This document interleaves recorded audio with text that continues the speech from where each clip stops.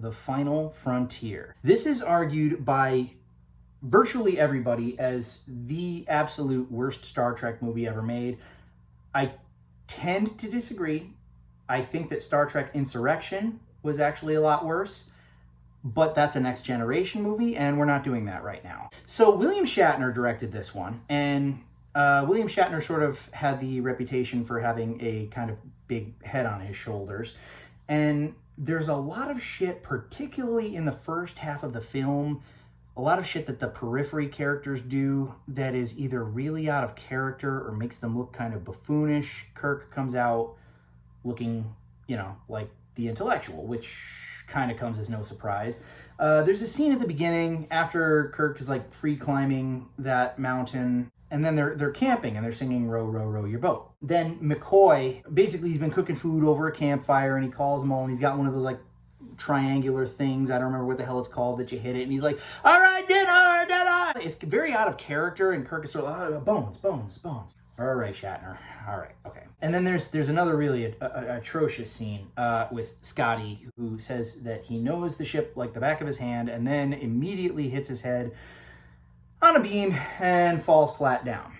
I kind of feel like shit like that was sort of like dick swinging, because, Star Trek 4 was very like relevant and hip and fun and funny to a new generation. So I think that Shatner's like, I'm gonna one up this. No, he didn't. Scotty would not hit his head on a beam, especially when he's walking down a fucking hallway. And he could, what, does Scotty have no peripheral vision? I don't know. It's just so stupid. It's really dumb. And the other thing that I would really like to talk about that was absolutely freaking horrible in this movie is Ahura. They have her as like a decoy on this planet, and she's dancing all like scantily clad and shit. And it's like, Ahura, really? Shatner, you bastard, what are you doing? This film conceptually was actually, in my opinion, conceptually not bad, okay? And even the title, The Final Frontier, I do believe this was meant to be the last one. But it did explore like a very kind of like existentialist theme. Spock has a half-brother, and a lot of people were sort of like, okay, where did this asshole come from? Apparently Shatner was inspired by like some sort of a televangelist program or something like that, where Spock's brother is getting some sort of like ESP thing from some creature, that claims to be God.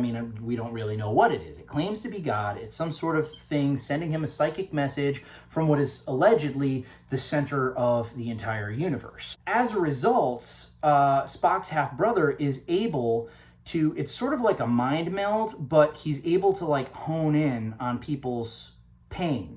And from that, there are actually some really good scenes. Like, you really get like a very dark backstory from Bones, where his father was dying from a very rare disease and he was suffering. He was suffering horribly. So Bones euthanized him. He just couldn't stand to watch him suffer, and his father wanted to die.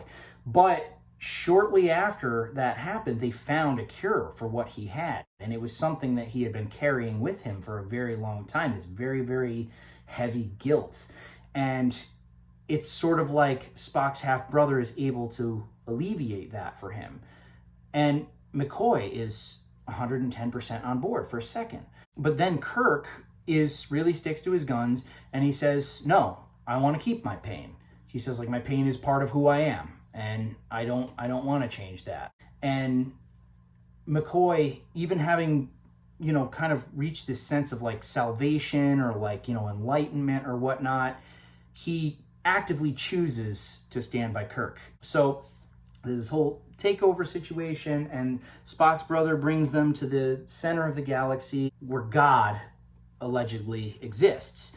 And it turns out that it's not God. It's just a very, very, very powerful telepathic alien. And some people thought it was a little corny, the whole face of a bearded man, like, surrounded by light and shit like that. Yes, it was a little bit corny, but I get it. I get that, like, you the entire time are sort of supposed to be with the Enterprise questioning, is this really it? Is this God at the center of the universe? But again, obviously it turns out not to be. And at the end of the movie, there's sort of like a little epilogue where Kirk is speaking, and he's basically like, do you ever wonder if there is something else out there?